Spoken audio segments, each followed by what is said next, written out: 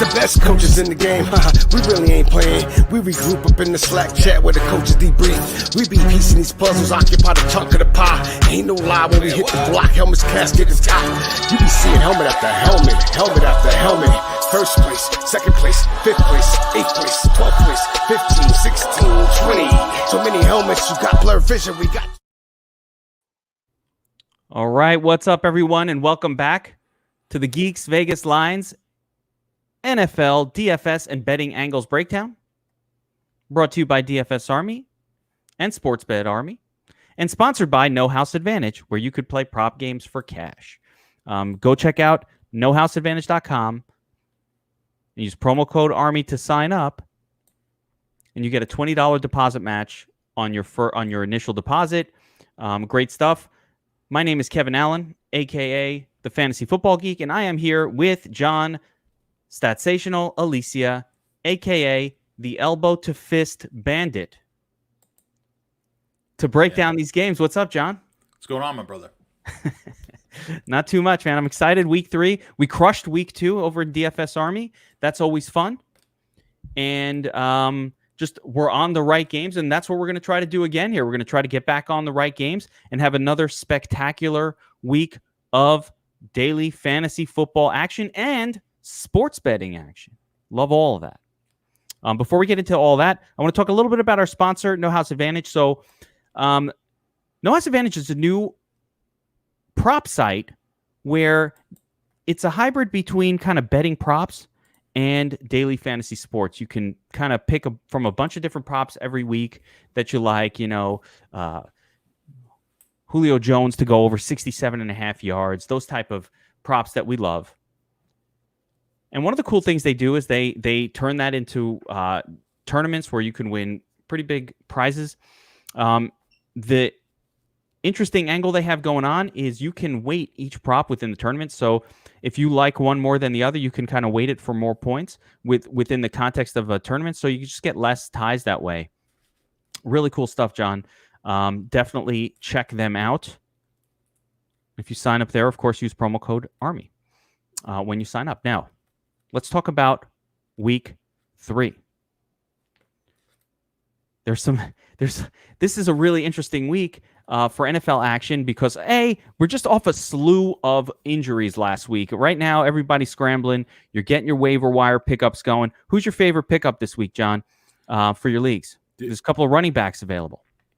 I think I just froze for a second, but I had in one of my leagues 2. So we have 100 fab, and I had 2 players go for the full 100 fab this week, which is absolutely ridiculous. Oh, boy. Freeman, and give me the other. Mike Davis was the other one. Oh, my goodness. Now, I can understand the McCaffrey owners spending all their fob on Mike Davis. I can kind of understand that.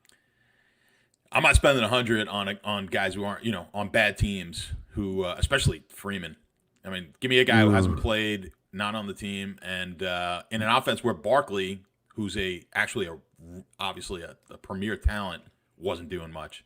So good luck with your 100 fab. Not to mention, I don't remember Devonta Freeman being all that good when he was playing. So, he's been pretty bad for a long time. I think there's a lot of, let's say, noob or poor play decision making going on out there. I don't know what to call that, but it's not good. Now, Mike Davis, I can understand, though. If you're the Christian McCaffrey owner, man, go in full tilt. Barkley and McCaffrey both done in the same week. I mean, that's brutal for, a lot of fantasy teams. Just took a major hit right there.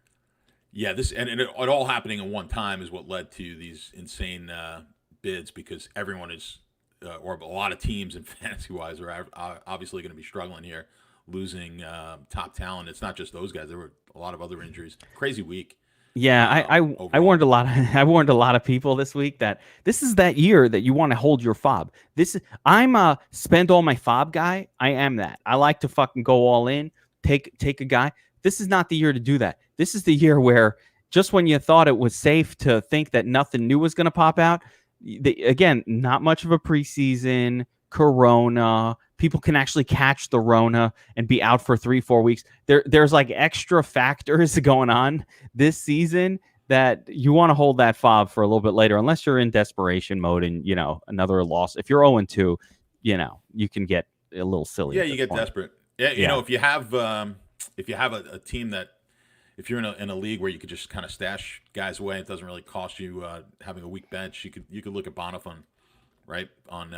Yeah, you could pick. He's worthy of a pickup at this point. Also, although, if it's like a I said, league, you got to have a pretty deep league to want to pull that guy off the Corona wire.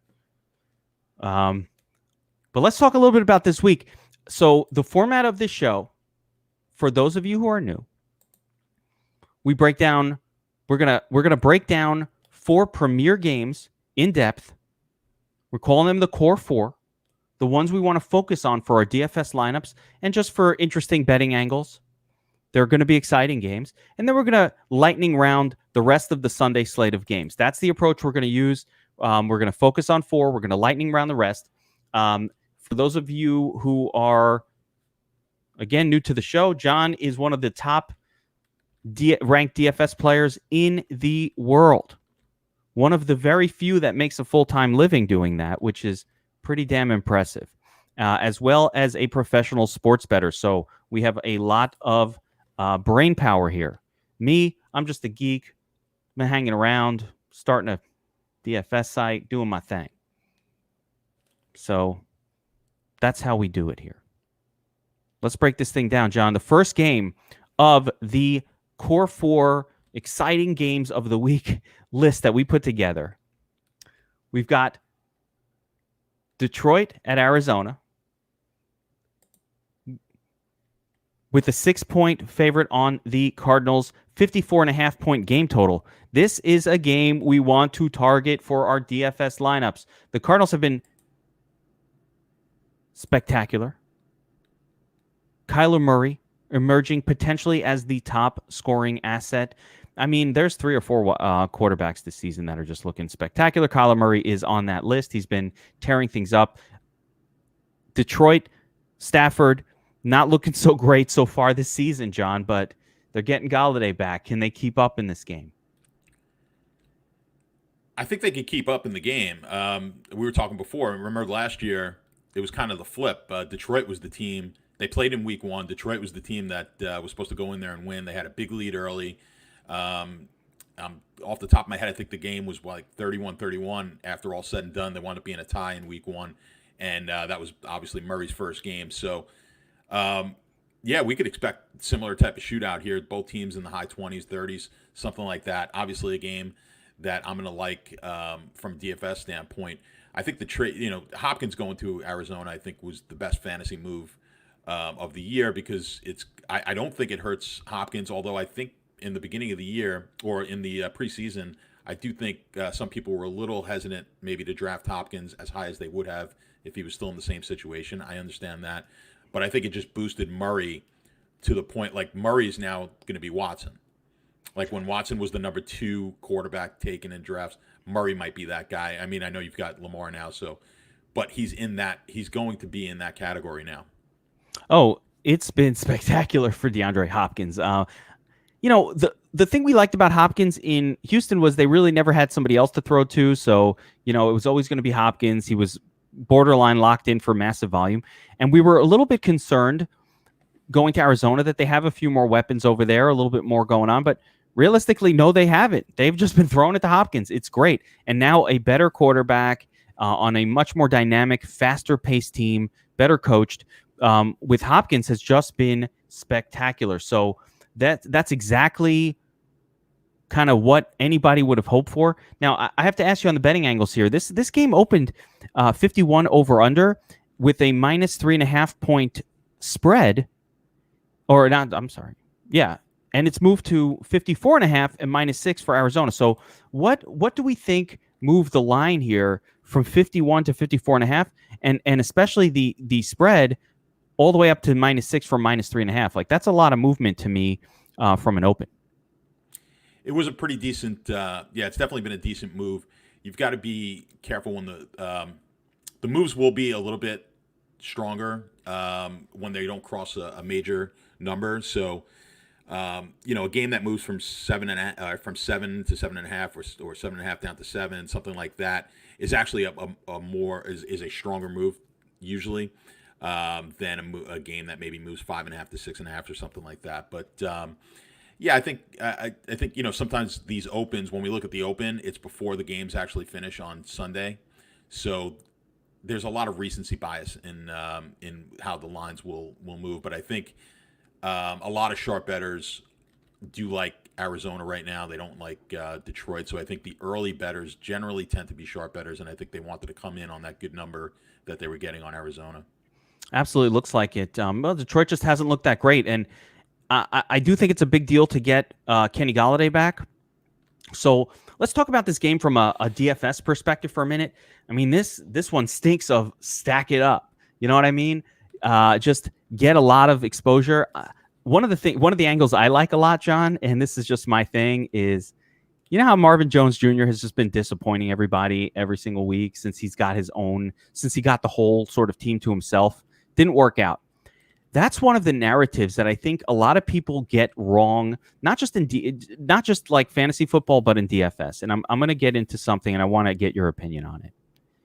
You know, a lot of times what we see is the number one wide receiver goes out, and we treat it like as if the number one running back went out, and the number two guy is now thrust into a starting role, and that's going to be so great. He's going to go. We love that with the running back. I love that because I don't think there's any difference between the number one or number two running backs on most teams. But when it happens with the wide receiver, we rush to this idea that now this wide receiver is going to get all the targets, all the looks, all the action. But what ends up happening is that wide receiver winds up getting coverage by the best cornerback on the other team. And there is talent involved, especially at the cornerback position. It's one of those few areas, I think, where matchup is really, really important. So everybody got burned by Marvin Jones Jr., but he was being covered by the top corners on opposing teams. Now that Golladay is back, I like Marvin Jones Jr. more because now Golladay is going to see in this game Patrick Peterson in coverage, not to say Golladay won't have a good game, but now at least Marvin Jones Jr. goes back to his usual role of taking on the scrub number two cornerback, not getting the safety over top coverage. That's going to be on Golladay. So how do you feel about that angle overall that I just suggested, and not just for this game, but across the board for DFS fantasy purposes? Yeah, I think you hit the nail on the head, right? I learned this a long time ago. You remember the great Dallas Cowboy teams? They had Michael Irvin, Alvin Harper. Alvin Harper leaves free agency, goes to Tampa, becomes the number one guy, and I was playing the season-long fantasies back then, and then Alvin Harper wasn't the guy anymore because he left this monster offense where he was the number two. Michael Irvin's getting double-teamed, Hall of Famer, and throw it up to Alvin Harper. All of a sudden, when he has to be the number one, he couldn't do it. You're going to see that throughout. I love that angle where, again, everyone sort of thinks, well, next man up, and if Galladay's this good, then Marvin Jones is going to be this good because look how good Marvin Jones is good. And then he's going to take on like at least 50% of the share from Golladay. It just doesn't always work that way. And a lot of times with these teams, you have to look at the type of wide receiver that they are. So they don't necessarily why disrupt your entire team sometimes when you have an injury at wide receiver, let's say. So if you have a slot guy, I'm not going to make him he's not going to be my outside deep threat just because my outside deep threat is now hurt. Why disrupt every single position? So I'll bring in a guy who is my outside deep threat backup. You have to look at the situations. So yes, I agree. Running back, totally different situation. Wide receiver is more talent, and there are some cases where the system does matter. We saw that with New England kind of plug in a slot guy. That's why everyone was high on Scotty Miller here with Tampa. But yeah, that's. That I couldn't agree with you more on that. So yeah, be weary of that, and I do like the fact that Marvin Jones might be a little under-owned here. I love it. All right, so a couple other angles in this game I want to look over. One is Kenyon Drake, aka the Dreezy, right? A lot of people are down on Drake because he hasn't had his monster explosion week yet, and while one thing I can say I'm a little smidge, just a tiny bit, a little bit disappointed in, not so much the results. I'm not too worried about that. I'm a little bit worried about just less passing game usage than maybe I had hoped for. I'd like to see a Drake, in the 5 targets per game range, maybe 5-6 would be wonderful. He's really only getting 2 or 3, which is unfortunate, but he is still getting the bulk of the carries for his team. He's still 18 to 20 touches per game, and he's still an explosive player. So a lot of people are down on Drake, but this is a pretty damn good matchup, John. Another one to go back to him? This is a great matchup for him here. If you go look at my numbers, I'm expecting some pretty good things out of the running game as well as the passing game from Arizona. So I don't mind having some Drake here on a slate where we've got some question marks at the running back position. So yeah, I could definitely see Drake being fairly reasonably owned here, high owned. Maybe as you said, he'll be owned a little lower than he should, and perhaps something we could take an advantage of. Absolutely. Yeah, I like going right back to it. Again, I love kind of what I consider to be kind of stud players with no change in role, no change in anything, but just haven't quite, hit the touchdown or hit the 100-yard mark first couple weeks. You got to keep going back to that because they're going to smash it low ownership here anytime now. On the Detroit side, running back position is just really, really sketchy right now. It's just gross. At some point, I think DeAndre Swift will transform into D Swizzles. I want to nickname him. I really do, but he hasn't earned it yet. Yeah, you're that's just the wrong city for running backs. No, yeah, I mean, Detroit. It's just been. I've been drafting a Detroit running back for like 15 years. Whatever the new young running back is that they throw in there, and it just never, it just seems like they have 4 or 5 guys running the ball every single year. So let's stop doing that. It's been a disaster. Yeah, I can't because they just keep hyping these guys up, and I'm like, this is going to be the guy. No, and then it's never the guy. Stop doing that. Stop doing that. You never drafted Detroit running back. No. There's some certainties, and one is that Detroit never produces a high-scoring fantasy running. Them in Atlanta. So really exciting game from both sides. I want to stack it up, guys. I want to get both sides of this. I want to have Murray. I want to have DeAndre Hopkins in there. I want to get Marvin Jones. I want to get Galladay. I want it all. Very exciting game. I didn't do my stack. I didn't do my stack percentages yet. Was that just for VIP or was that? I believe that's for DFS Army VIPs exclusively. Okay. So. You will get sort of a breakdown of all the top stacks in John's. I'm gonna try to add. Yeah, I'm gonna try to add the stack with not just the stack with the wide receiver, quarterback, but the comeback. Wide receiver. I'm gonna do the comeback as well. I'll try to get that out this week. As we saw last week, that was the big Dak and Ridley were the big combo. But I'm curious. I would imagine here in this game we're gonna have. A couple, 2 or 3 in the we'll definitely have 2 in the top 10, and then we'll probably have maybe another one in the top 4. So this is going to be a very high percentage that we hit that 60-point threshold that I'm looking for on a stack.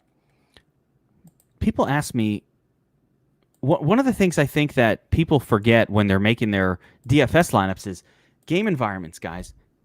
Get exposure to the good game environments, and it naturally lifts up all of the players around it. Even Christian Kirk is playable in a poor game environment, or in a positive game environment. Even DeAndre Swift is playable in this kind of game environment. You want to target games that play to the over because all of those fantasy points should pull up even the secondary pieces that are salaried below potential expectations. And it's not just the total.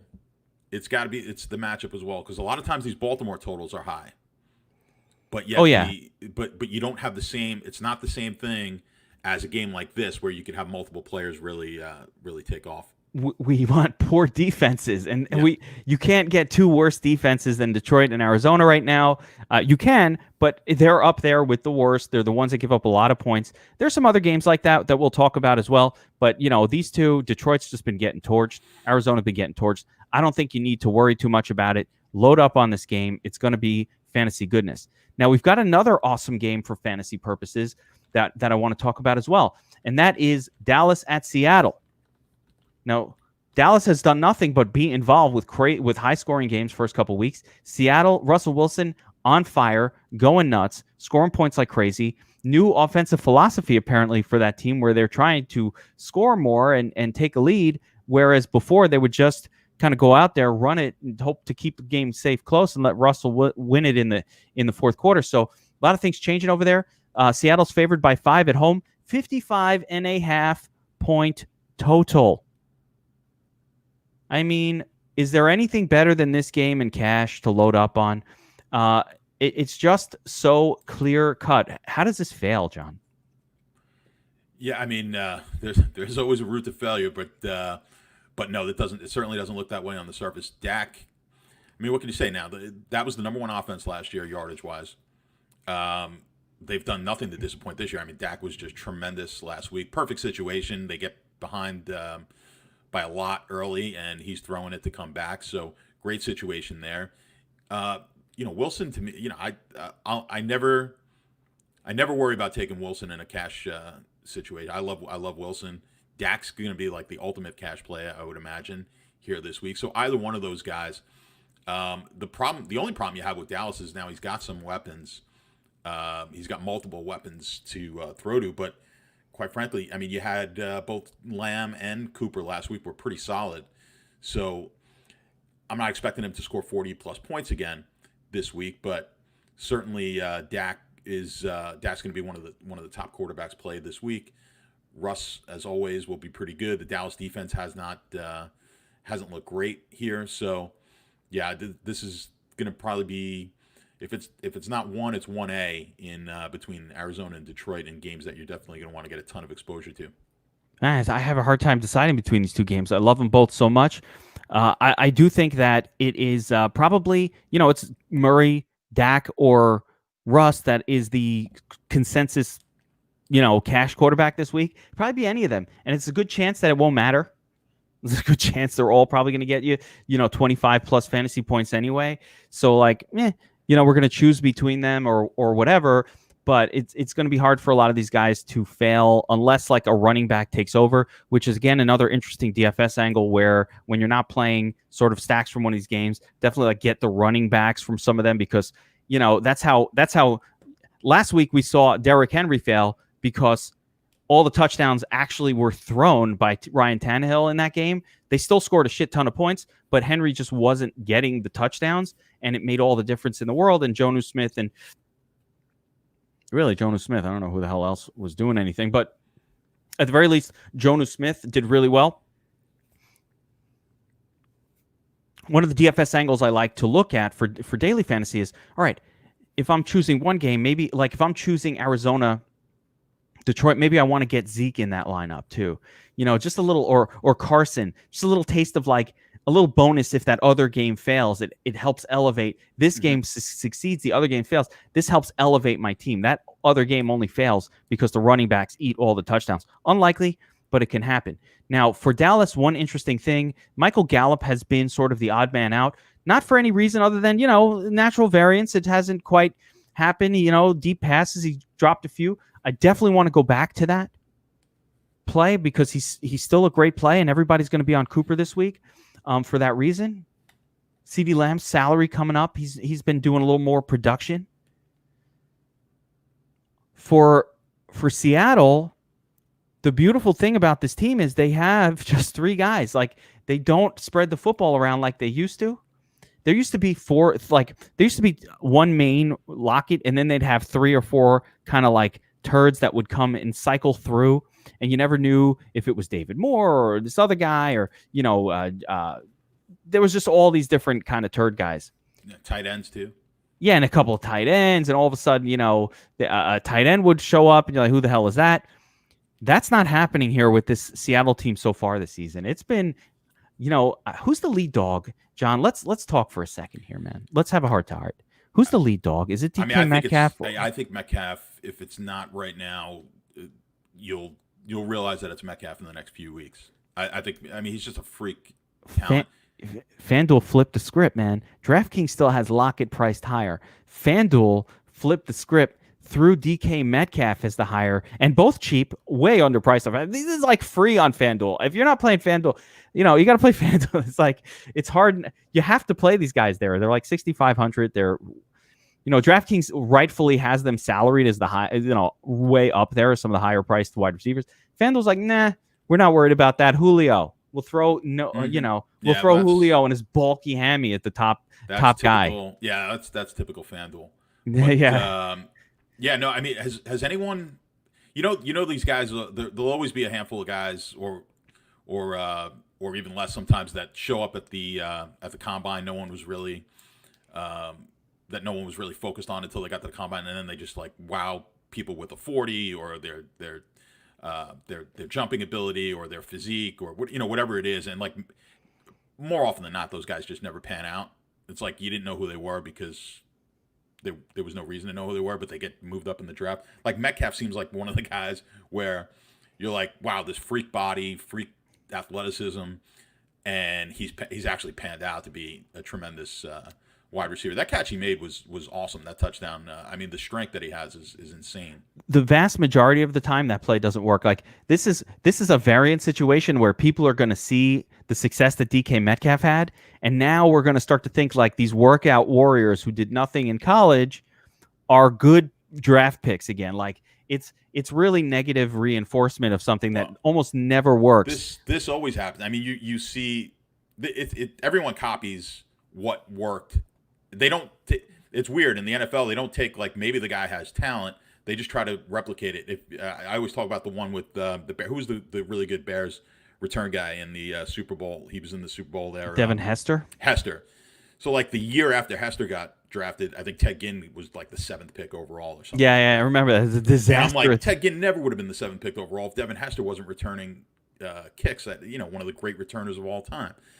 So you see that all the time. Sometimes you have to get lucky where someone with your skill set just goes off in the NFL. And you'll see, obviously, with the quarterbacks, once they saw like some success with guys who can run and throw, then everybody when RG3 had monster year, and now everybody wants to try to find the next RG3.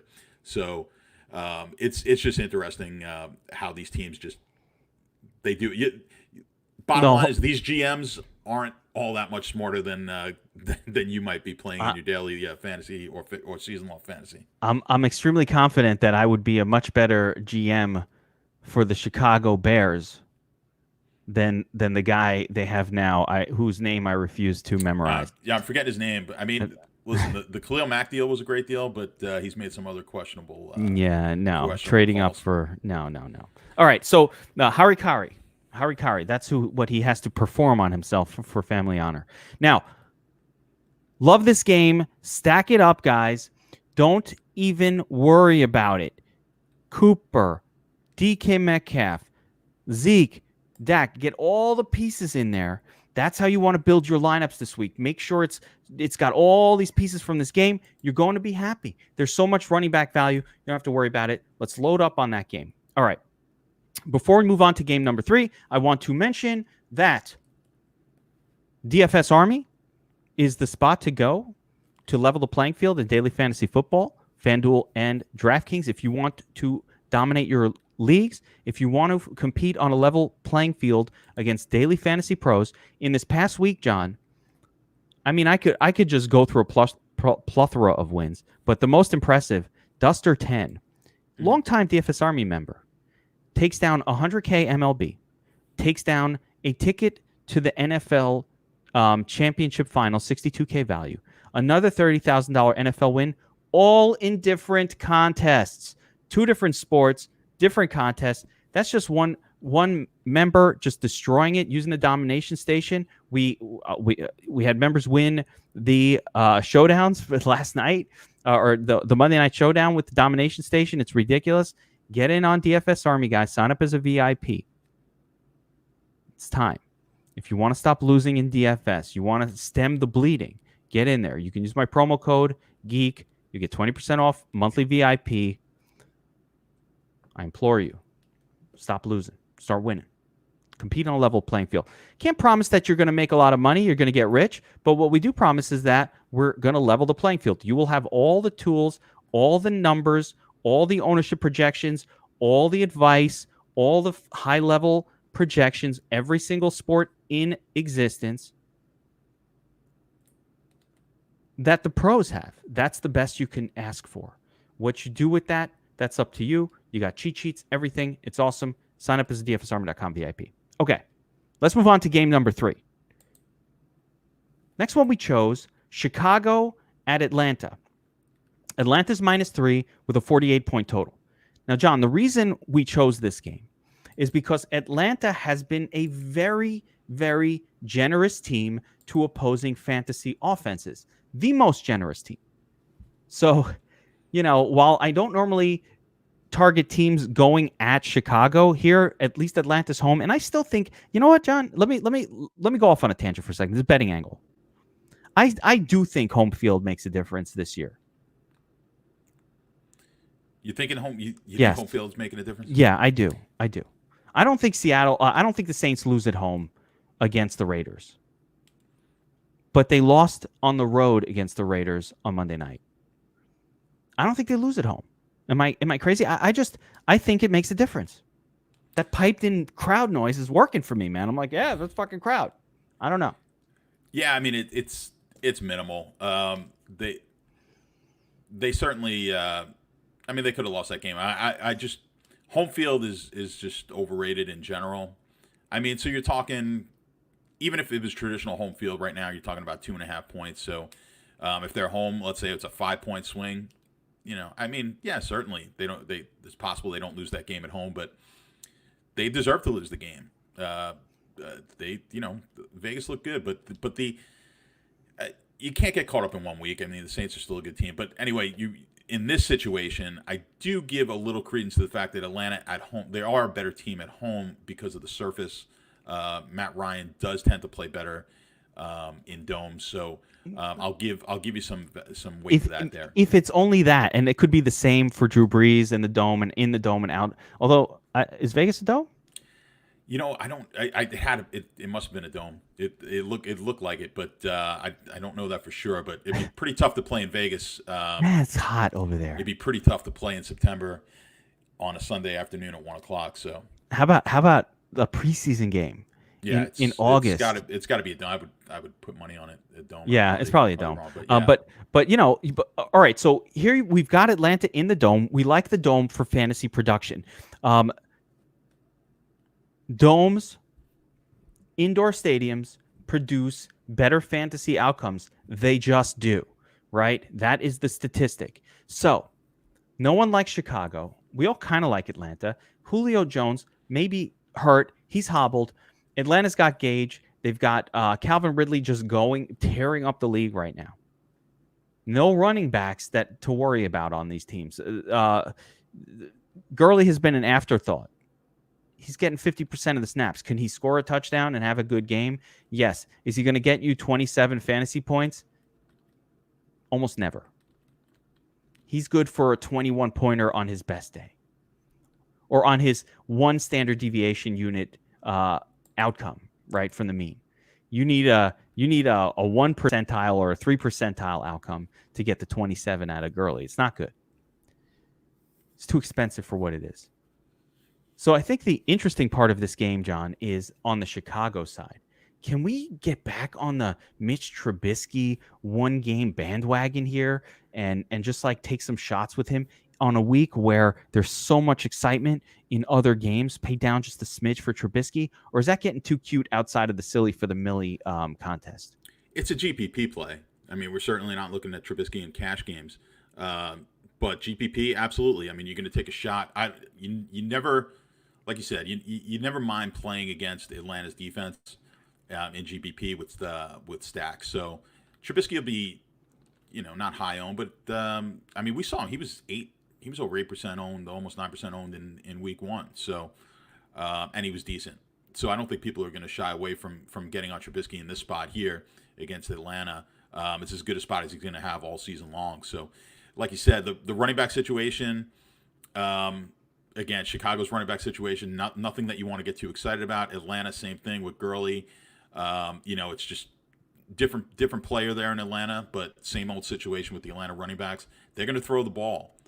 So, and now you've got 3 wide receivers that, you've got Julio, but like you said, Julio's a little He may have. I'm reading that he may have even aggravated the hammy last week, so even less likelihood of Julio being heavily involved, which elevates Ridley a bit and Gage a lot. And the key is having him on the field, though, because like you said Yes. before, in the situation with Detroit, having Julio, as long as Julio plays, it's going to bolster both Gage and Ridley, certainly, especially in this situation. So, no Julio actually will detract a little bit.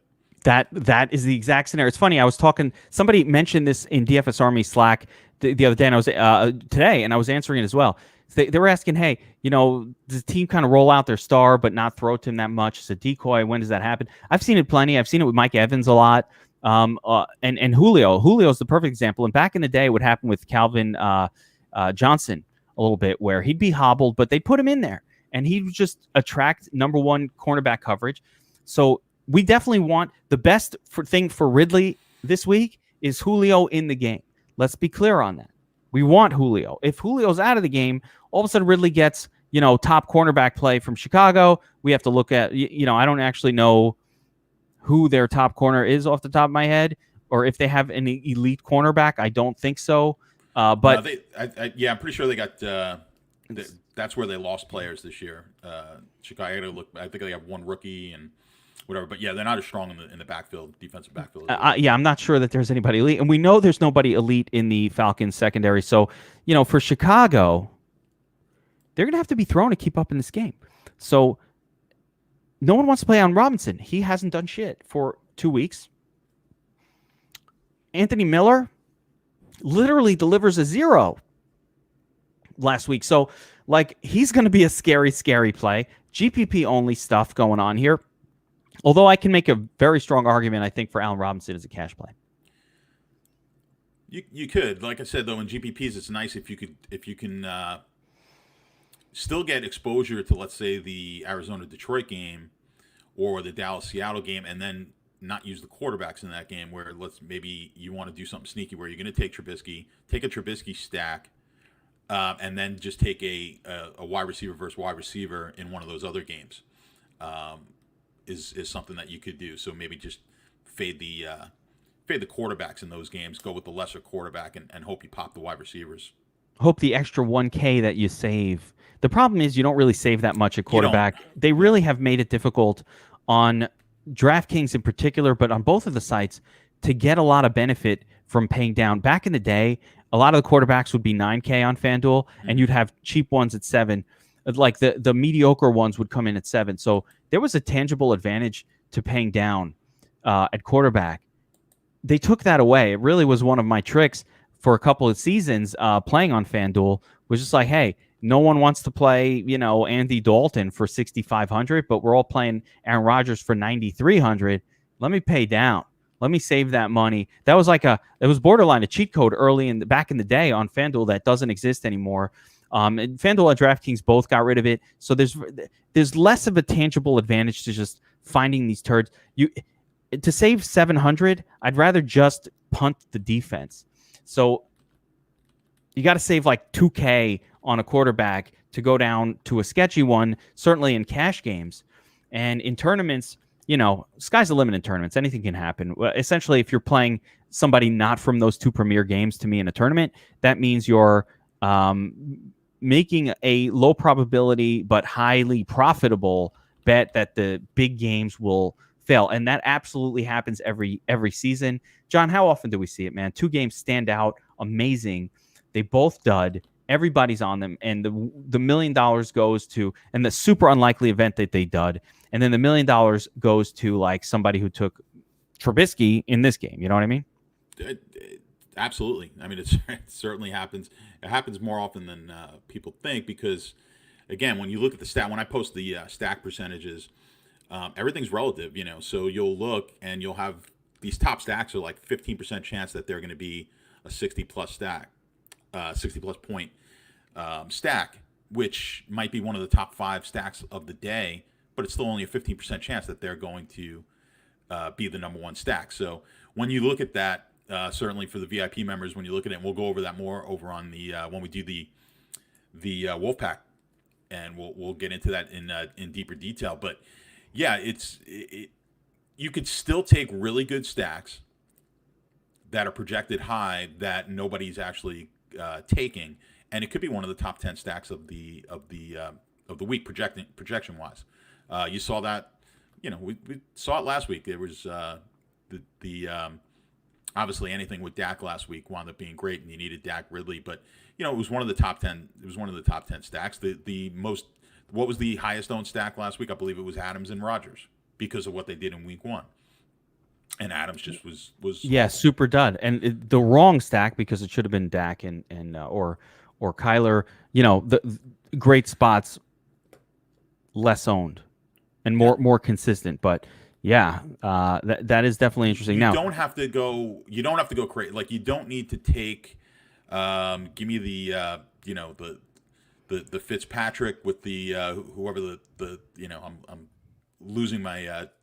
Parker, Preston Williams. Yeah, give me like the third, or Gesicki. Like, give me a fit. You don't need to. That was pretty good. That crushed last week. It did, I know, but I'm like, you don't need. Well, Gesicki crushed, but Fitzpatrick did not. Right. So you really just needed You needed Gesicki solo, but that's what I'm saying. You don't have to play that stack, because you're like, well, I'm gonna come up with something that's really unique here. You could actually just go down. If I had the list in front of me, which actually I think I did. Oh, I had the stack probabilities from last week. I mean, you didn't have to go all that far down the list before you hit Dak, and Lamar didn't wasn't one of the top ones, but you know what I'm saying. Last week you needed Murray, Wilson, or Dak, and that was Murray or Matt Ryan. Murray Nuke was 1, 2, 3, 4, 5, 6. That was like the 7th highest rated stack. So you didn't have to be that crazy and take that crazy pick. Like I said, you could still take. You're like, oh, Murray and Hopkins. I mean, that's pretty good on the surface, and you're like. By the way, that was the sharpest. The idea that I played that in cash. Like, I was playing Murray, so I was like, I might as well throw Hopkins in there over Adams and just smash cash because of that. That really interesting. Cash last week was really interesting because the entire industry played Chris Herndon at tight end. Yeah. And I don't understand it, John. I don't get it. So my part of my my process is to just kind of run like the domination station and get a feel for, just run it. Yeah. See what it spits out. Herndon was projected well. Yeah, it was projected well. And I want to see how high an ownership are guys, because guys are going to pop out. And Herndon was one of those guys that's just going to pop out. And I'm like, well, all right, now I have to go analyze this a little bit more. I'm like, am I missing something? Like, why is Herndon? And sometimes it's just kind of the way it works out with the projections. But then that's where you have to adjust. I'm looking at it like, I want no part of anything Jet offense. I mean, there's just no reason for it. People get fooled. There's something that fools, I think, optimizers and people a little bit. And this is part of the reason last week in my Sunday note, I was very clear on which tight end to target. And I was like, hey, pay down for Jordan Reed or pay up a little bit for Jonnu Smith, because they're in positive game environments, right? Jordan Reed was just cheap enough that he didn't need to do anything. He smashed, but he didn't need to do anything. And you differentiated your lineup. Jonnu Smith was in a smash spot that just no one knew. I mean, we've just been on Jonnu Smith since the offseason. Me and Sez had him ranked like number 9. The consensus ranking was number 19. He's TE1 right now. This is one of the reasons why people who watch the Bold Call Fantasy Football podcast win their leagues, and people who don't. But as far as with cash games, and I know we're off on a tangent, this is just a really important point. Just because the optimizer gets fooled by a player that's in line for a lot of targets, right? Everybody's hurt on the team. The assumption is all of the targets are going to go to this position, and it ignores a little bit of game environment in those situations, because when a player is very, very cheap and the expectation is, hey, all the targets on their team, all these guys are hurt, are focused here, it doesn't take much of a projection for them to pop off the page. but you have to account for game environment and upside. And I think that's a part where people miss. It was very obvious that a player like Herndon against the 49ers, who are going to utterly decimate a terrible Jets offense, could he come through in garbage time? Sure. But that's what you're hoping for. You're hoping for a miracle like last week where, the Jets were just dominated and then Crowder like catches one touchdown, takes it to the house, and it makes it seem like, oh, Crowder was this great play. He wasn't. He just caught one big play and got lucky with a fantasy score. But that didn't change the fact that it was a bad environment against the Bills, and it was a bad environment against. So pay attention to game environments. I want to emphasize that point for you guys. Now, let's move on to another game, which might not be the best game environment, but it might be. And the reason we chose this game as part of the core four this week is just it's interesting, and mainly it's because Justin Hebert is going to potentially be starting again for the Chargers. I just got a notification that it looks like he is starting. So I mean, they are saying that. I know there's a whole old school thing going on with the coach over there. It really actually bothers me. The coach talking about, I don't know what the fuck he's talking about, criticizing Hebert last week for like not making some mistakes. I'm like, the kid fucking kept the team in the game against looked amazing as a rookie, first time starter, kept the team in the game against the Chiefs. And quite honestly, they should have won that game. I believe there was a late mistake that pretty much cost them the game, and fine, understandable. But that kid looked good. So I brought up the game for that reason, and also because Carolina's defense, the worst in the league.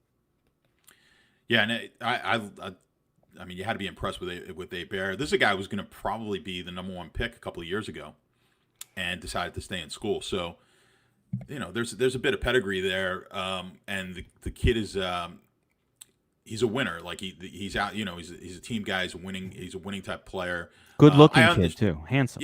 Yeah, very handsome kid. So that has to play into it at some. It matters. I think it matters. You want a good looking quarterback. There's no doubt about that. Yeah. But yeah, well, now you distracted me with this good luck. Not too many ugly quarterbacks have been good. No. Listen, I mean, Peyton Manning, okay, I give you that. Yeah, women love Peyton Manning. Man. He's not a handsome guy. He's not handsome. He's not my type, but yeah. Not handsome. Chicks but most quarterbacks, good looking. Tom Brady, come on. Yeah, I met Mahomes actually at a Laker game. He was sitting like a few rows in front of me last year, and he looks like a baby. Mahomes could model for GQ. Like that dude is handsome. He's got a chisel face. Yeah, he's a good-looking kid, but he looks like a high school kid. But I digress. I'm not gonna. I'm gonna keep it to faces. I'm not gonna talk about how. Are we gonna get a Statsational quarterback? Are we gonna get a Statsational quarterback handsomeness model? Start rating their muffin asses. Who's got the more round ass? That's how I do it, man. I'm like, this guy, he's not good looking. Yeah, it's not going to work out. Have you seen Mariota? Wasn't handsome. We saw what happened. Well, and then Fitzpatrick every once in a while has a big game. So I think he's handsome though. I like that girl. Yeah, you like the beard. I'm you fine like with manly. It. Yeah. You like manly men. I don't want any. I don't need somebody who needs to tell me their pronouns. I want to know it by looking at you. And you like intelligent. You like a guy who got a 50 on the Wonder Lick. That's impressive. Smart. All right, we've gone off the rails here. Justin Hebert. Yes. He's starting for the Chargers. He looks good. They have another quarterback on the team.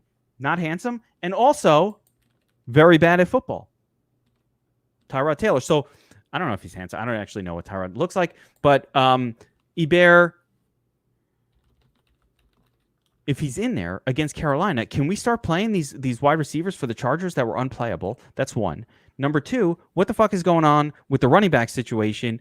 Josh Kelly got 23 carries last week. Like, what am I missing here? This is nuts. Well, we told you mentioned it. You said we've got to get off the Eckler here just because the coaching situation, where he said he's not going to use him in the passing game. So yeah, I mean it does give a bump up there to Kelly. I think against this Carolina defense, Hebert becomes a real interesting play, and I think their wide receivers again become interesting. With Taylor, I wasn't all that excited about this offense, but the reason, like you said, we put it up here as one of the games is just because Carolina's a team you really want to focus against. Now the problem on the Carolina side is, of course, McCaffrey also, as we knew, and I think it's official now, is on the IL. So what do we do from an offensive standpoint on the Carolina side of the ball? They haven't play looked Chargers good. McCaffrey, defense, baby. McCaffrey, if you could say a guy putting up 28 points hasn't looked good, he hasn't been McCaffrey good. And is a backup going to come in? That's the situation where everyone's like, well, the backup's going to come in. The backup's not going to come in and do what McCaffrey does. Like, they're not going to put that workload on anyone else. So Davis, Samuel, I was just talking, I didn't notice it myself. Curtis Samuel will get carries. He's going to get carries. Yeah. Curtis Samuel got a bunch of carries. Got a couple carries, I think. Yeah, he got 4 carries last week. They use him as a running back. This is also a very bad matchup. I love to jump on the backup running back. That's my brand. Like, that's my brand for NFL DFS. I don't love this spot at all for Mike Davis or Curtis Samuel or the running game. Chargers defense is legit. They are legit. They're borderline too legit to quit. They played really well last week. I mean, and that it doesn't get any tougher than facing Mahomes. So you'll figure out how good your defense is in that matchup pretty quickly. So, yeah, I don't expect, it's a 44 total. It doesn't jump off at the page. It doesn't jump off the page at you. I don't expect a whole lot here from the Carolina side. I mean, that Charger defense should keep the game. Now, it should keep the scoring down, but I just do warn. Yes, like I said, I'm excited about Hebert. I picked him up in a couple of leagues that are deep leagues for keeper purposes. Potentially, that's a great if it's a 2 QB keeper league. Yeah, that's a great pickup. Couple of deep leagues. Let me take him because, if you have the room to do that, I took a shot just because you had to like what you saw. I would just be. It does look like a really good spot. You just want to be a little cautious. It's one game. We don't know a whole lot here. I don't particularly like this coaching staff from a in-game coaching standpoint. So we'll see. But they let him, they kind of let him do his thing last week. They didn't really hold him back. So I would expect in this game, he's going to come out, they're going to throw the ball. And the problem you might have here is if the game does get out of hand, do they put the rookie quarterback in a situation, where he needs to throw the ball even more, possibly, he's a conservative type of coach. So if they get up by 2 touchdowns, does he just want to run the ball in this game and not throw the ball as often as maybe some other teams? I would say that's highly likely based on the fact that, again, against the Chiefs, they ran the ball borderline 40 times last week. So there was lots to go around, but I'm actually very nervous overall about who playing either of them because I can't trust Eckler. Eckler's the more explosive guy, but he's just not getting as many looks. He could go off, but he's just not getting the looks. And you've got Josh Kelly, who's actually a little cheaper, and like I said, he doesn't seem as good of a player. But I mean, they're throwing to him, they're doing everything. It's really, really nuts, that running back situation. But I do think the running game is where they will attack. Again, old school coach doesn't want to let the young quarterback get too loose with the arm, and so that is probably how it's going to go. Only one piece. I can't mess with Carolina here. Bad team on the road, West Coast. Just no superstar running back. This feels like a, quote, we quit situation. And again, against an elite defense, it's just not a good scene at all. But one guy I want to talk about, Robbie Anderson. Now, 10 targets, 9 receptions last week, 8 targets, 6 receptions the week before, 20-plus fantasy points both weeks. And there's a narrative that's beginning to formulate here that players who play under Adam Gase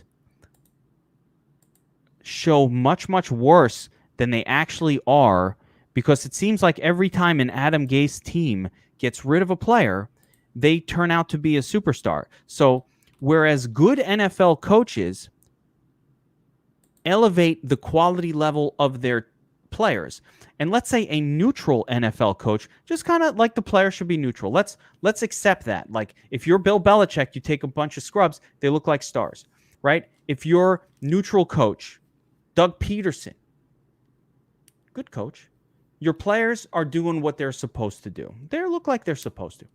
Now, if you're Adam Gase, you take good players and you turn them into dog shit, right? So Jets have had a history of this. that's not just the Jets, man. It's Adam Gase. He's very specific to this. Like, hey, Ryan Tannehill, piece of shit, let him go. He looks great, right? Kenyon Drake, piece of shit, didn't play him much. Now he goes to a new team, looks really good.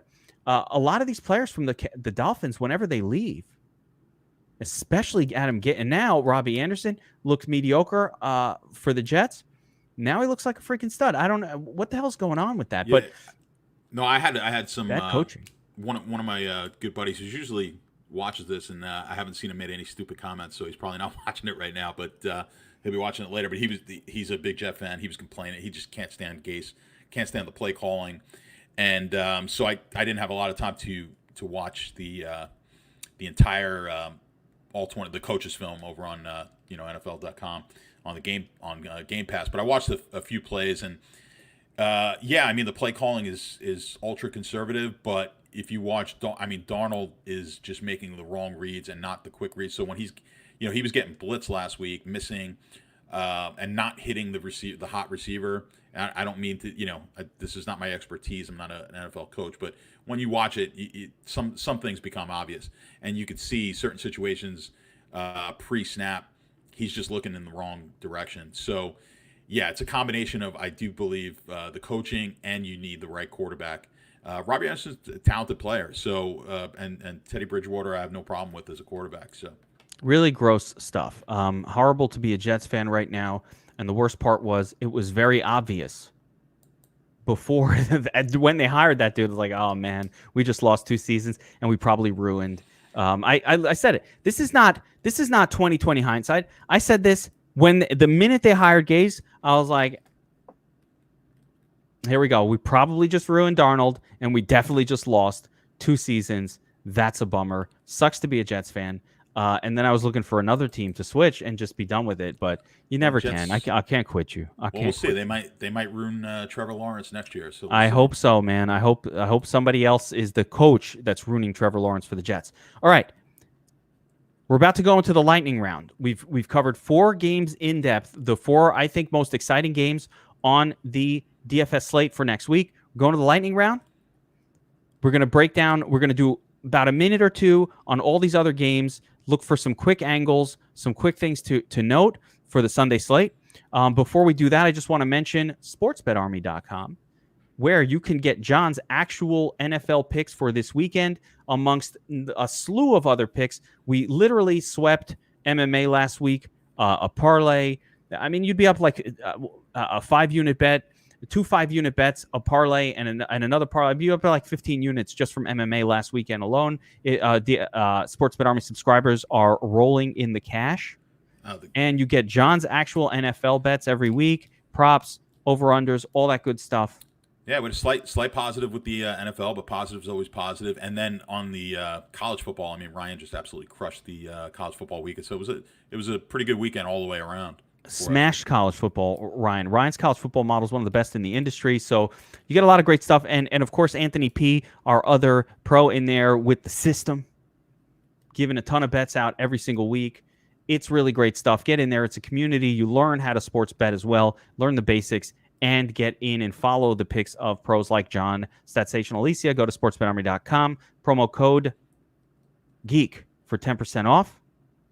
Get in there and check it out. All right, let's go to the lightning round. I got to get a graphic for it. Where's Sislowski? I need to get a lightning round. All right, here we go. First game of the lightning round, 2 minutes or less. Raiders, New England, 46.5 point total. Patriots favored by 6.5. John, New England is not a defense I like to personally target with players against. Is there anything to like here in this game on the Raiders side? Yeah, this is it's a scary matchup whenever you go against New England, but I do think Jacobs is always a play here. So I do like the rushing side of this game. From the Vegas standpoint, I don't particularly like any of their passing options here. No, I don't like it. And on New England, I think it's Cam Newton, and maybe you can.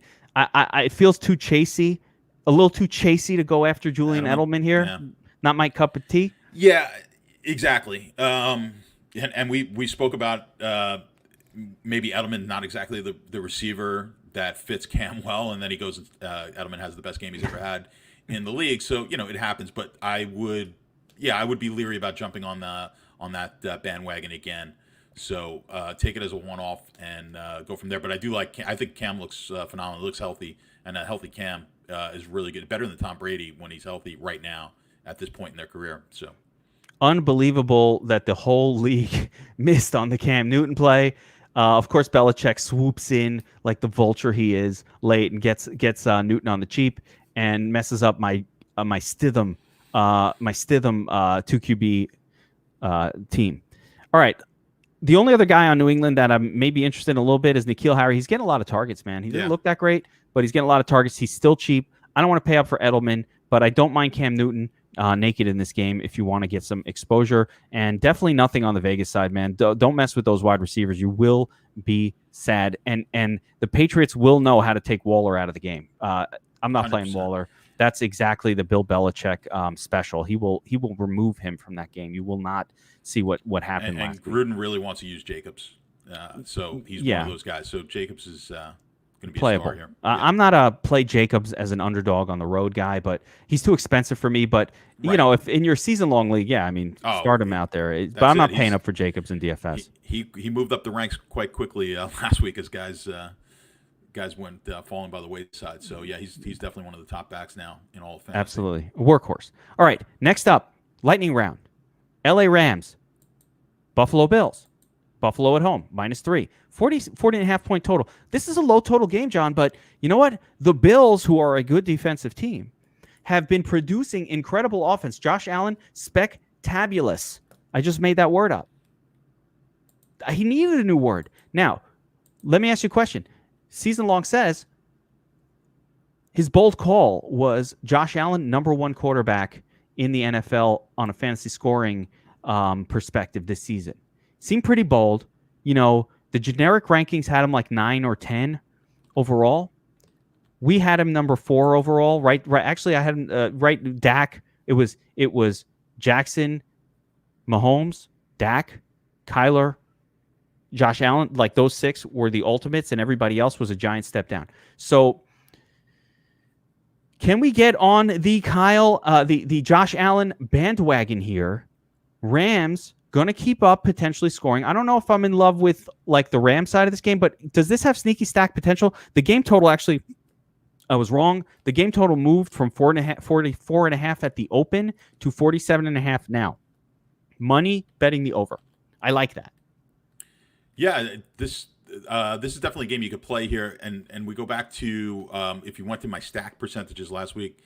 I think Allen Diggs, which no one really talked about at all, was like the 9th one on that list or something like that. So again, really key to look at that list and find stacks that maybe others aren't going to be on.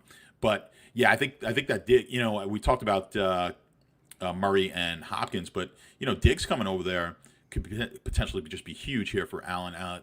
I think he's another guy who has the ability to get you a ton of points with his legs, which you always like to see from a quarterback because he could run it. He could run the ball in. That's kind of the advantage you have with Cam. So you can take. Allen was a guy that I didn't mind taking alone. I didn't always love his wide receiver options, but with Diggs now, you might want to start looking at some stacks here. Diggs has opened things up for John Brown as well, by the way. Yeah. John Brown was playing the #1 wide receiver role. He was getting a little more attention last year. That was not as good. So back to our theorem about #1, #2 wide receiver, John Brown's having a great season so far. Play him. Yeah. My numbers, when you're going to look at my numbers, of course, a lot of that is heavily weighted towards last year. So you're going to see pretty low number on Buffalo. I would say that number's probably under where it should be, and we'll see that start to change as the season goes along. So, yeah, I like the Buffalo side of this game a little bit better than the Rams side for sure. Is this stackable? Can we roll this out and some Millie Maker stacks win the Millie? Yeah, the answer to that is always sure, because you could throw anything out there, but not going to be one of my favorite. Like the game stack is not going to be a favorite game stack of mine. No. I just don't see this game because the defenses are too good. I just don't, and I think the Buffalo defense in particular is too good. I don't love Goff, and so if it was going to stack, it would be an Allen stack, and then coming back with one of the receivers, possibly tight end on the Rams side. But it's not going to be one of my favorites. road Goff has been a narrative for a bit. Again, we want to say road, home doesn't matter anymore, but road Goff has just been bad Goff for a while, and that's a legit narrative. Be it could change. We saw the same narrative disappear and turn on its back with Ben Roethlisberger, but Goff on the road has just not been great. I do love Robert Woods, though, pretty much every week. I just think he's the guy that you want, and Tyler Higbee has been looking spectacular. So, a couple pieces from that game. I don't mind a game stack. I don't mind if I'm playing Allen to one of Diggs or Brown. I don't want to 5-player game stack this one, but I don't mind a smaller, stack with Allen to Diggs or Brown, and then bring it back with a Woods or Higbee. Or for GPP, if you want to get really silly, Cooper Kupp, who no one's going to play because he's just not done shit. All right, next game, lightning round. Houston, Pittsburgh, Steelers open as, this is interesting, open as 6-point favorites. Line has moved to 4-point favorites. Don't know why, but game tightened up, 45.5 point over under. Steelers defense really, really good. We love Deontay Johnson. Juju Smith-Schuster, been fine. Ben Roethlisberger, looking pretty decent out there. Terminator Connor came back last week with a heavy volume game. And for the Houston side, David Johnson's been one of the workhorse backs in bad matchups all 3 weeks. At some point, we're going to get on the David Johnson bandwagon. I don't think it's this week, John. It's probably not this week, but interesting from a betting standpoint. This was sharp money coming in early that bet this down 6-4, and again, it didn't move off a key number. That 4 to 6 range is not as significant as moving from 7 to 7.5 or 6. John, is this? 7 let to me 6.5. give me. I know you don't like trends that much. I know you're not a trends guy. Well, I like certain trends, but I don't like the. You don't like overall trends. But let me ask you this question: Houston, they're down 0-2. Is there something that says this team that's sort of got their back up against the wall? They're more likely to come out and play some nasty football and keep it close, get a win here, just because they're a team with some expectations. They have their back up again. Is that a thing? Yeah, you're sort of onto what is a thing, right? So it's a lot of what I do. I don't want to get too in depth and detail on it, but yes, you're often, when you're betting, you're looking for teams that are perhaps their perceived value is lower than what their actual value is, and often you're going to find that in 0-2 teams because there's a great overreaction early in the season. I think you're seeing that in this game. There's a team with some talent, a team that was expected to do good things. Pittsburgh has looked pretty good here in the first couple of weeks, so there's a disparity. So the Sharps knew this game was not going to get up to 7. 6 was going to be as good as they could get, and they came in and hit this game down to 4. So don't be surprised if Houston wins this game. There we go. I like it. Pieces from this game. Like I said, I'm not a play guys against Pittsburgh DFS guy. I don't like it. Pittsburgh defense is nasty and ferocious, and just don't fuck with them, guys. Just don't fuck with them. But if I had to, I guess Will Fuller coming off a 0. It does have a narrative that I like. He's coming off a 0. He burned people last week. No one's going to want to play him. Tough matchup. Will Fuller is that GPP guy that will win you all the monies on the right week. That's the narrative I want to play. If I'm messing with this tournament only, give me some Will Fuller, Big Willie styles all in it, and that's how I do it. Yeah, I don't mind a game stack here. Either way, you could go, if you want to take it from a Houston perspective or the Pittsburgh perspective, and then come back with one guy on the other side. So, this will be a game I'll have some interest in. Even though, I do worry about the Pittsburgh defense. Not enough where I wouldn't be able to play one of the wide receivers if I took a Ben stack or something like that. All right, I like it. Okay, lightning round. Next game on the docket: 49ers, Giants. 41.5 point total. Originally, the road 49ers were a 6.5 point spread. It's moved to -4. So spread has come in. The 49ers are both of these teams are decimated with injuries. Yeah. Okay. Giants lose Barkley. They bring in a bunch of fucking turds. Everybody blowing their whole fob on the turds. Good luck with that. We can't play Devontae Freeman in his first weekend. You know, I guess I wish we could. Because, why? Well, because I don't want to play him. I want other people. Everyone else does. Yeah. You want Devonta Freeman to suck up 3% of the GPP money. Exactly. Yeah. I don't know how much he's going to actually be able to play this week anyway. But no. And Dion Lewis, he plays a role that would be useful against another team, but not the 49ers. Don't mess with the 49ers defense, guys. It's not hard. People did this last week. Tried to play Chris Herndon. It didn't work out. Did it the week before. Don't play guys against San Francisco. It's not a good team. But that said, San Francisco is decimated by injury. Everybody's out. Their whole team is hurt. Their whole defense is hurt. They lose the running backs too. So now we're down to J-Rock McPuinnen, one of my favorite players from 3 years ago, back on the Vikings. J-Rock McPuinnen. Can we play McKinnon here? I like McKinnon. I think he's one of the best cheaper running back plays on the slate. I'm a little bit nervous about his lack of sort of workhorse role. I don't think even now he's going to get like 25 carries, but maybe he will. How the hell do we know? Yeah, it's going to be that's a situation I'm going to have to really look deeper into as the week goes on, because they are in a good spot. I mean that San Francisco running against a giant defense. I'll take that all day long. From the betting standpoint, yeah, the line is a lot closer than it should have been because of the injuries. Barkley is not, if you're unfamiliar with sports betting, Barkley is probably worth a half a point to a point on the spread. I think some people might be shocked to hear that, because if you're a fantasy player, you're like, well, he should be worth a whole lot more. He's not. Your quarterbacks are going to tend to be the bigger movers of the line. So Jimmy G is going to move that line a little bit more, possibly 2 to 3 points. I didn't even mention. That's right. Jimmy G potentially out here. We're gonna maybe that's why that line. That would be why that line tightened up. That's why the line is where it is. Yeah, that's why the line is where it is. It would have been over probably. It would have been maybe a touchdown or something like that. It would have been a similar line to what the maybe 6.5, something like that would have been the line if Jimmy G was playing. You also have Bosa.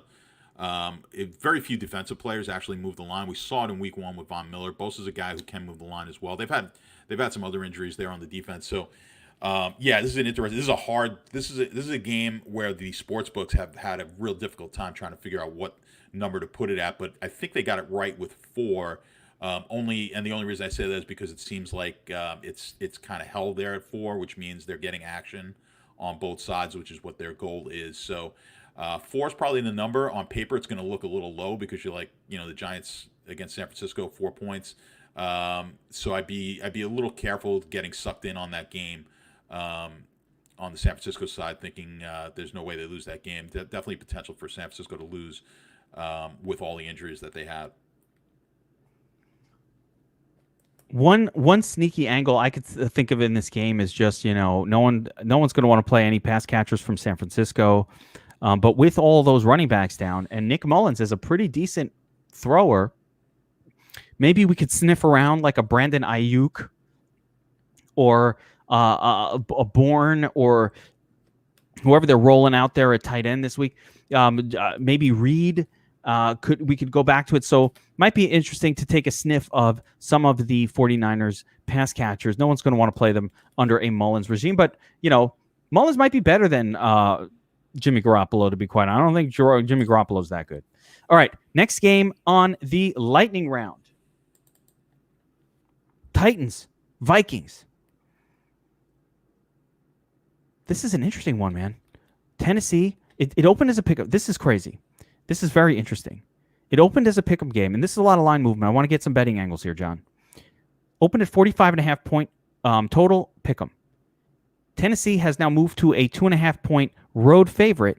The game total lifted up to 49, one of the highest totals on the slate. Vegas, this is the sneakiest game. We might probably have messed up not making this a featured game, John, because this is the sneakiest game on the slate. The total is very high. No one is going to go near it. What the hell's going on? Why is it a 49.5 point total, first of all? Why did that go up from 45.5? What changed here? And it's 2.5 point spread. There's a lot of goodness on tap here. Is this the 0-2? Is this the 0-2 sort of situation presenting itself again, where we all think Minnesota sucks now, but maybe they're not as bad as we think? What the hell's going on here? I mean, help me out. Yeah, it's odd, on the surface, because Minnesota offense hasn't looked great. Cousins hasn't looked good. The perception is the Tennessee defense is strong, but they haven't. I think this Tennessee defense is probably a little overrated.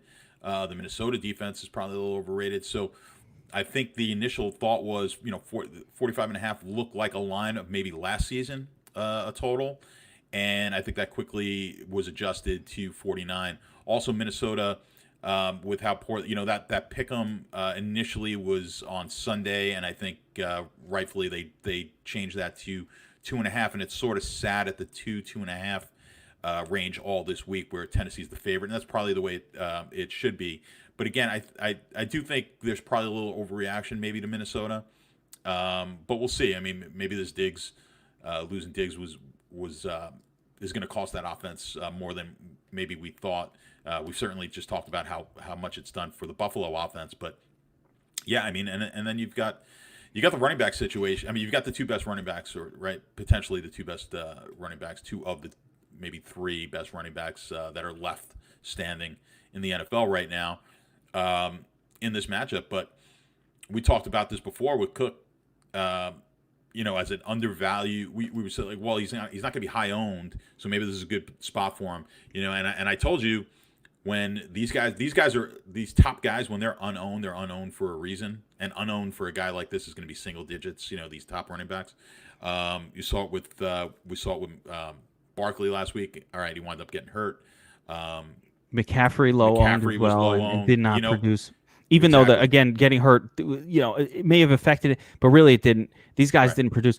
Here, interesting in this game, Dalvin Cook is low owned because he is not getting Dalvin Cook like a workload where he deserves his salary. It's not that Dalvin Cook is a bad player. No, he's a good player. He's not gotten worse.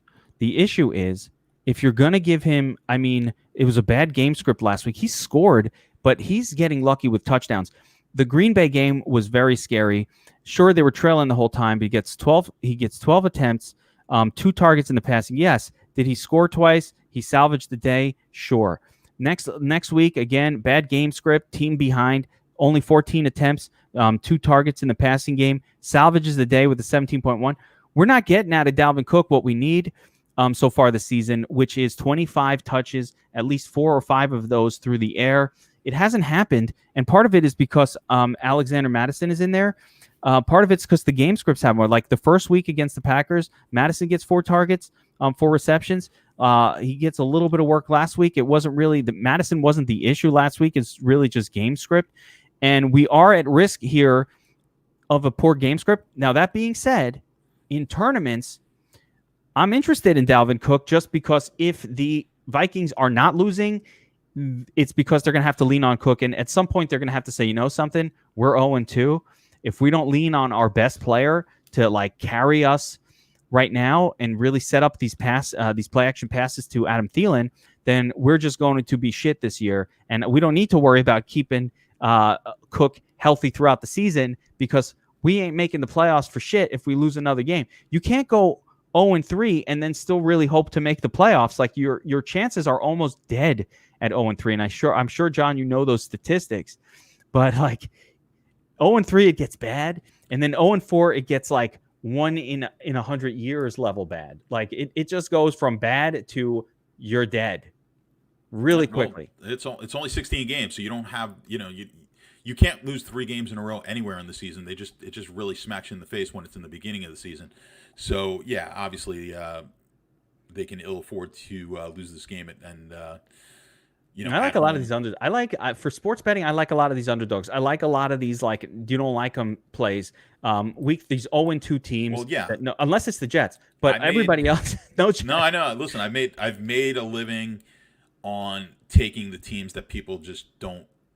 They don't like, and I had my old boss on the trading floor was always like, the best trade you'll ever make is generally the most difficult one to pull the trigger on, and it's the same way with betting and sometimes with DFS. especially with betting, oftentimes like I just kind of I call them like you hold your nose and make the pick sort of play, because man, it looks awful. You know, I had Jacksonville last week. Like I didn't, you know, did I want to take that? No, the system's telling me to play it, and you know, could have won the game outright. Sort of Comfortably plays like covered. that. Yeah, So it happens. man. It happens a lot. There's a lot of games that I don't particularly like, but my model will tell me you need to play it, and then I just take it and pray for the best. And it's usually really bad teams, because really bad teams are undervalued. So yeah, again, I know we're trying to lightning around it, but yeah, there's and then we didn't mention much about Derrick Henry. But I think you go. I think in this case, you got to go back to Derrick Henry. Yeah, he just didn't get in the end zone. I mean, that was he got his touches. He got everything. This was the crazy week last week. Derrick Henry was the chalk. He burnt everyone. Oh, Geek, you fucking suck. You told me to play Derrick Henry. He fucking only got 8.5. You know, he got 25 carries.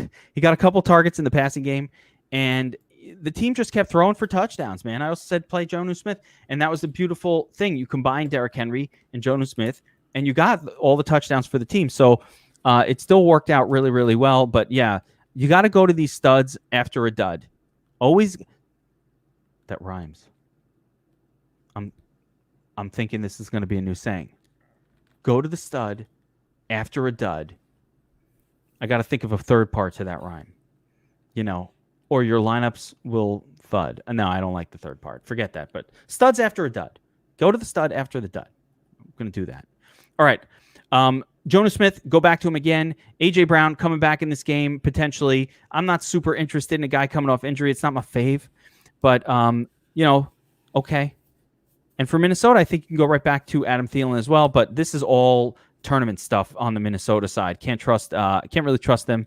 It's not the game we're going to in cash. We talked about the cash plays, and they were other ones. But this game, just at 49 points, is interesting, and it will be completely ignored.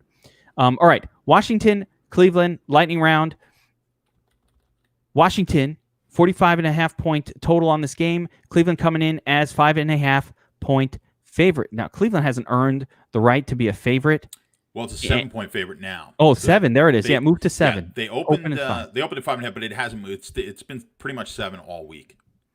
Cleveland hasn't earned the right to be a 7-point favorite in any game, but they do bring a really, really good rushing offense to the table. They're not good enough for me, John, to jump on the Chubb train. Chubb is only when they're going to like dominate a team like Cincinnati. You need to be the worst run defense and just a bad team, because Chubb needs that. He's only getting those type of carries, and he's not salaried for what he does on this offense. The lack of targets in the passing game on DraftKings is just horrible, and he's not a volume guy because he's splitting with Cream. But outside of that, the only really piece that I'm interested in this game, besides I'm not interested in Chubb. I think the only piece I'm interested here is Terry McLaurin. Yeah, and you know, someone last week mentioned during the Wolfpack when we were going over stacks at how low McLaurin was with the Haskins stack, and then look at what they did last week. Right, Haskins did nothing, but McLaurin had a really good week, which is why like that stack isn't necessarily a great stack, but McLaurin's a nice piece to play, to mix into your other lineup. So I don't necessarily like the Haskins play, but McLaurin I think is always a pretty good option. The reason the Haskins stack doesn't work is because McLaurin is the only guy that's doing anything in that offense. And you need, this is why when you look at correlation tables, we talk about this a lot, and this is getting into the numbers, it's that WR2 that's correlated more highly with the quarterback. So if the quarterback is having a smash game, McLaurin's already kind of having good games every week. Like that doesn't correlate with a 2 standard deviation unit above the mean performance from the quarterback. In order for the quarterback to get there, he needs someone else that's not his primary wide receiver to go off. That's what lifts, and that's how you win tournaments. You generally don't win it by going, you know, Aaron Rodgers to Devontae Adams solo stack. You get there, you know, week 1, the people who won the tournaments, they didn't have Rodgers to Adams. They had Rodgers, Adams, Martez Valdez Scantling. right? That dude went off for 20 points for cheap. Or Adams, Adams and Lazard, who goes off for 21 points for cheap. That's how it's the second wide receiver, right. the less likely one that pulls up. Or you had Dak Cooper with Ridley or Dak Lamb with Ridley last week. Yeah, the combinations. Lamb, Cooper, you have to get the right guys in there. And Ridley not being the number one guy. So coming back with the number 2 guy. 100%. All right. Nothing that exciting. I don't want the Cleveland passing game. No Hooper, no OBJ. They're just going to run the ball here. No, thank you. Pass. All right. Next up, Cincinnati, Philadelphia. Eagles at home, 6-point favorite, 46.5 point over under. John, I like this Burrow kid. I like him. And on the Cincinnati side, what I'm going to say here is, listen, AJ Green, it's either going to work or it's not. Dude's getting all the target yard. He's got all the air yardage models. Like all the air yardage models have Green still a great play. He's getting a ton of targets for his team. It's just not connecting. And I don't know if that's him knocking the rust off. If it's at some point it might come together. So tournament play, I'm going back to AJ Green. I'm doing it. Just doing it. But the best play on this game across both all of this for me, the top play is Sanders. Sanders is potentially the best running back play of the week because in a combination of salary, 6,400 DraftKings, under 7K on FanDuel. The matchup against Cincinnati is the best running back matchup, period. You don't get a better one. Load up on Miles Sanders, guys. That's the play. This is big Miles Sanders week. I think there's no doubt about that. The Baker is just I can't jump on Baker here. I don't like not Baker. Burrow. Sorry. Yeah. Burrow in this situation is I do like Burrow, but I can't get behind stacking him here. Burrow had a great week. Burrow had a great week in a really good script environment. He's going to be thrown a lot here too. I mean, he could still produce. No. There can be some production, but there's just going to be better options for me out there. But I think, like you said, the star here of this particular game is going to be Sanders. No doubt about it. It's going to be one of the highest owned running backs on the slate. From a betting standpoint, they opened this one up like 5.5. Immediately was bet to 6. Nothing crazy, moving 5.5 to 6. But the money came in a little bit on Philly, so that's the side of that the bettors are looking at. Philly being a little bit, Philly's another team that just hasn't looked that good. They've looked terrible, and they haven't looked bad because like they're being pressured. They haven't looked bad because something else is going on. They just look bad. And this will be if they look bad here, then there's going to be a ton of concern. The sharper bettors are figuring they'll look better than they have. I think the public kind of likes Cincinnati right now. Like they like Burrow, and I'm very optimistic. I like Burrow. I'm optimistic for the future. I think they might have the quarterback that they've been looking for, but it's still too early. Like it takes a little time to develop. But yeah, if Philadelphia comes out, throws up a stinker, I mean, it's going to hurt some people. Certainly in survivor pools, they're going to be a decent pick. I mean, I do not take the Eagles in your survivor pool. You could do better than that. Well, you can, but if you're in a big pool, we can get into that another time. I mean, the big pick's going to be Indianapolis this week in your pools. That's the correct pick.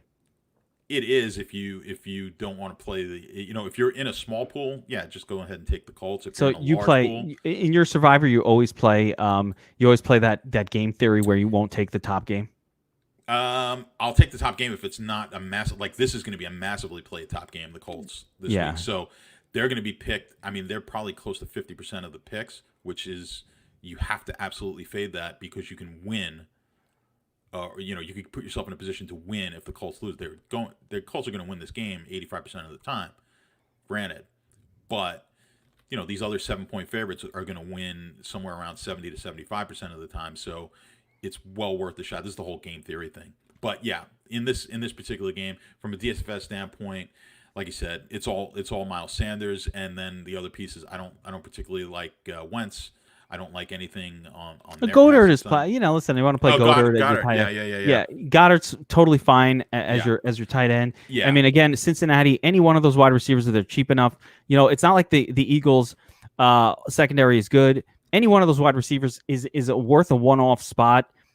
Boyd can go off for 20. AJ Green can go off for 20 fantasy points in this game. It's going to be hard to predict who that might be, but I mean, any one of them can. But it doesn't. The game doesn't scream sexy excitement at all. It's just like, hey, if I can find a value piece from this game and put it in my lineup, fine. I don't think I'm touching Joe Mixon here. Joe Mixon's not my guy, man. He was a guy I wasn't high on in the draft process. I've never been high on Joe Mixon. I think he's like fool's gold a little bit, but he'll have a good game here and there, and this might be it. I'm just not going. The problem you have with Mixon now is they're just not utilizing him the way we thought they might utilize him. And it was speculation, and it was bad speculation, and it's the same bad speculation they do every year. Oh, I saw him in college, and he was a good pass catcher. Gio gets the passing game work. When they're down, it's not him in the game. Yeah. Stop trying to make Mixon 3 down a thing. It's not. When you're drafting, you watch the Bold Calls podcast, guys. That's what we're on here. When you're drafting, we don't want running backs from losing teams. Don't do that. All right. Yes. Don't pay for them in the first round. All right. Where am I? Jets. Oh, the aforementioned Jets-Colts game. Jets Colts. I'm gonna keep it quick. Keep it quick. Jonathan Taylor. That's my dude. Don't play anybody from the Jets. And don't play the Jets. Don't play the Jets. Play the Colts defense this week. The Jets offense is bad. This is not an 0-2 team with a bounce back. They could, but I don't think it's happening. Jonathan Taylor looks great. Tons of touches last week. All the smart. I'm going to warn you off something else, guys. You're watching this. Good. I'm glad you're here with me. You see a lot of smart asses every week talking about like that spectacular running back play thrust into a starting role. And the smart asses come out every week, everybody who's a prognosticator, and says, oh, good luck with your Jonathan Taylor chalk. And they have some reason why you shouldn't play that, right?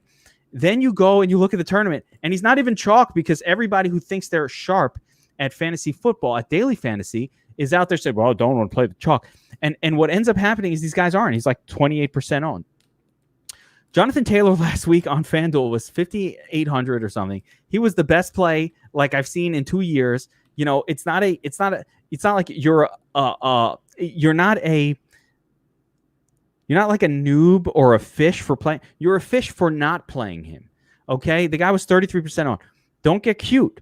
All right. A spectacular play, massive volume, talent, passing game work. Everything is there. Don't get cute. You play that guy. So if you got cute last week, I'm not going to play. I'm fading him. Everybody's smart. There are other spots to fade that are bad, like Antonio Gibson week 1. There are bad chalk plays. Mike Davis this week.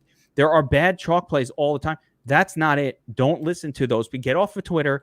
All you got to listen to is these stats. That's what you got to listen to. Not these people who want to sound smart and give you shitty-ass advice so that the one time they're right, they can do a victory lap. Now, with that being said, play Jonathan Taylor again this week. It's a great fucking matchup. I mean, what more do I need to say than that? Yeah, I like T.Y. Hilton also in this game. Yeah, I'm fine with that. I'm going to stick with what I was saying early in the year about Rivers. So if we're talking strictly stacking, I don't particularly like Rivers stacks. But Hilton's another one of those guys. You can definitely play him as a solo option. The problem I have in this game is if I'm taking Hilton, I'm not taking anyone on the other side of the ball, so I'm not using that as a secondary stack, and I'm not using any primary stacks in this game. So Hilton is going to be, if I want to squeeze him into another stack game, and I want to use Hilton, who's probably, I don't know, I haven't looked at it that close. I'm not sure what I'll get the salary he's going to have here. It should be low. He's been disappointing week after week. Salary not coming down as much as I'd like, 5,600. The main reason I have a little bit of interest in him is just we know he's a big play guy. Dropped a couple of big passes last week or had a couple of big misses. But the flip side of that is I don't see the Colts needing to throw much here. They're just going to lean on the run. And that's what I was going to say. Domination. If the game goes the way we anticipate it going, then that's why Taylor becomes such a good play. And I'll say this, maybe I'll have to say it every week, but be careful fading the guys. Like you said, there's good chalk, there's bad chalk, but be real careful about quality players. And I think Taylor's going to be a quality running back in this league. Quality players who are high, running backs especially. And let me also throw that in there. So quality running backs, guys who get who are going to get the bulk of the carries, who are high owned. You probably, as a rule, should never just fade those guys. If you're MMEing, you probably want to be over the market on those guys. And then the flip side is, like we were saying earlier, when you get a guy who's projected to be a single digit, when a Christian McCaffrey's projected to be single digits, you've got to sit there and you can't sit and salivate and say, oh wow, when McCaffrey gets 50 this week, I'm going to be I'm going to have 50% of my lineups are going to have him, and then I'm going to win. You're probably better off. The sharp play is actually to be under on those guys when they're that, because there's going to be a lot of people like you out there. That's the reason the number's 9 and not 7 on a guy like McCaffrey. So I want to be over typically on these running backs that are solid running backs that are going to be in the 25 to 35% range, and I want to be under the guys when the Barkleys and Cooks and these guys are or way low owned. I typically want to get under the market or the market on there, but I'm not going 25% on an 8% owned guy. Moral of the story, Taylor's in a really good spot here. Be careful with any fades. If anything, you're going to want to be heavy involved on Taylor. Yeah. And I mean, home, massive favorite, 10, 11 points on some books, 10.5, 11. So, don't get cute. Stop getting cute, guys. Just play the good plays. Doug is asking, what's your username? All right. Last game of the lightning round. Tampa Bay at Denver opened at as a 3.5 point favorite for Tampa. Now we find out that Denver lost their quarterback. I don't think that should move the market at all between you and me. But it looks like the Jeff Driscoll show for the Broncos here. Current line: Tampa 6-point favorites, 43.5 point game total. Dude, this is a stinker, man. I don't want anything to do with this game. The only I think I like. I went and checked to see if Jeff Driscoll was like min salary, but he's not. If you gave me Driscoll at min salary, I would have some interest there, though. Denver loses Cortland Sutton. There's fewer people to throw to. I mean, it's going to be like Jerry Jeudy and Noah Fant. That's it. This is. I know we like the Tampa games typically, right? We like, but I think this Tampa defense is a little bit better. We need to get off of this idea that you want to target Tampa. Right. That is not what you want to do. Yeah, and this, I mean, I can't get excited about it. Even I don't care what the price is on Driscoll. I can't get excited there. So, I'm not excited on this game. This is potentially a game here that we've talked about in prior weeks with Brady. I'm not all that particularly high on. So while the numbers, and if you look at my numbers, they're going to be a little inflated again because we're looking back a year on Tampa. I would tone that down just a little bit if you're looking at my numbers and realize that they're not going to put up the same numbers that they did last year. And this Denver defense is not bad. I don't expect you just don't see the Denver game being the game that was stacked one way or the other in these big no, it's a stinker. Yeah, I have that. Tom Brady's not the same guy. He's not putting up monster numbers. Sure, he could produce a good outcome for one or two players on his team, but he plays a different style. It's conservative. They're handing off a lot. Last week it was weird. You've got Ron Jones Jr., you've got Fournette splitting these carries. They're going much more run heavy. This is a game to avoid, guys. Don't fuck with it. Don't fuck with it. Just avoid it. No reason to play anything from this game. I uncheck you. All right, when I'm domination station, I uncheck you. Okay? Players from this game, uncheck you. Uncheck you, uncheck you, uncheck you. I don't want it. Let somebody else win with those players. You don't want to accidentally have one show up in your uncheck lineups. You. Yeah. The guy sneaks in there. Get the fuck out. Tim Patrick? Get the fuck out of my lineup, Tim Patrick. What are you doing in there? Get the fuck out of here. I uncheck you. Hell no. OJ Howard? No. Get the fuck out of my lineup, motherfucker. I don't want you here. Uncheck you. All right. Guys, if you like this podcast, I only ask for one thing. It's not a lot to ask. Like and subscribe to the channel, guys. That way you find out. Hit the notification button. We got to do this shit. There's an algorithm. Twitter does things, and Facebook and YouTube. There's social media. I don't understand it. But you're supposed to like it and subscribe, and then more people will find it, and then they'll watch it. And then we'll be like, oh, more people watch it. And maybe, maybe they'll sign up for DFS Army's VIPs. Helps us out. So like and subscribe to the channel, please. Number 1. Number 2, check out No House Advantage. It's props. They're props games. We're talking about all these players. We love fantasy. We love daily fantasy. Props is just another kind of fantasy. And there is no House Advantage is like the ultimate no shark zone. You go in there, you tear it. John, I feel sorry for them when you're playing in this thing. It's going to clean up. Don't let the sharks in there, guys. Go to No House Advantage. Sign up with promo code ARMY. Visit our sponsor. It helps us out. Keep a sponsor. Keeps us doing this.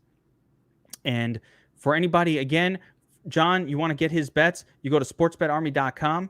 You sign up as a VIP, sportsbetarmy.com.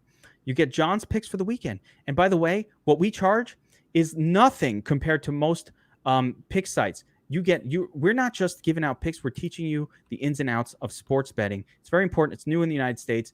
A lot of us don't know money lines, over-unders, totals, implied probability. You need to learn these things if you're going to do this. You want to bet on the game on Sunday. This is a great crew to hang out with. Bet the games, talk about the games, learn sports betting.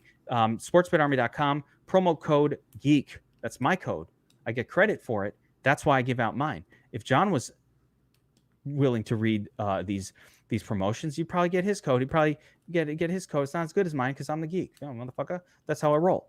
Okay. The other thing, DFS Army, come sign up. You get my cheat sheet this week for NFL. We crushed last week. If you were a DFS Army subscriber, you were told to play Jordan Reed or Jonah Smith at tight end this week. You were told to load up on the Dallas game and play Kyler Murray as your quarterback. Like, these were things that we were on top of. Our cash games crushed this week. We're not going to give you generic bullshit. We're not going to tell you not to play Jonathan Taylor. Go to other sites for that. That's not how I roll. You want to win at Daily Fantasy Sports. You want to at least give yourself a chance to win some cash games. You want to learn what a cash game is, because I know some people don't know what it is. RC Bremen, go on the YouTube channel that you're on.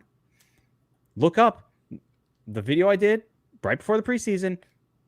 Cash versus 3max versus GPP, and learn the different strategies and approaches for all those various different contest types. We are all about teaching the game of DFS, teaching you how pros attack it, how pros think about it, so that you can compete on a level playing field. And of course, the best tools in the industry, highlighted by the Domination Station Optimizer. There is no better optimizer in the world. You can control everything with the Dom Station.